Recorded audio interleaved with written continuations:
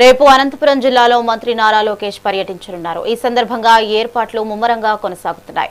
ఈ పర్యటన ఏర్పాట్లను పరిశీలించేందుకు TDP zonal coordinator Reddappagari Srinivasareddy, ప్రభుత్వ విప్ కాల్వ శ్రీనివాసులు కనికెళ్లు ప్రాంతంలో క్షేత్రస్థాయిలో పర్యటించారు.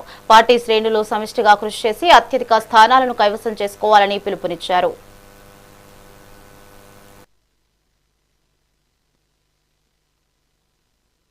తెలుగుదేశం పార్టీ జాతీయ కార్యనిర్వాహక కార్యదర్శి గౌరవనీయులు కార్యనిర్వాహక అధ్యక్షుడు నారా లోకేష్ గారు రాయదుర్గం నియోజకవర్గ పర్యటనలో భాగంగా గౌరవ ప్రభుత్వ విప్ శాసనసభ్యులు కాల్వ శ్రీనివాసరావు గారి ఆధ్వర్యంలో జరుగుతున్న ఏర్పాట్లన్నీ కూడా పరిశీలించాం.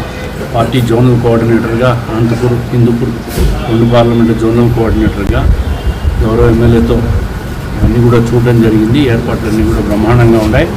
స్వాగతం పలకడానికి 10 నుంచి 15 వేల మంది రాయదుర్గం టౌన్లో ప్రజలంతా కూడా వేచి ఉన్నారు. మొదటిసారి 2 సంవత్సరాల్లో మొదటిసారి కార్యనిర్వాహక కార్యదర్శి అధ్యక్షుని హోదాలో ఇక్కడికి వస్తున్నారు.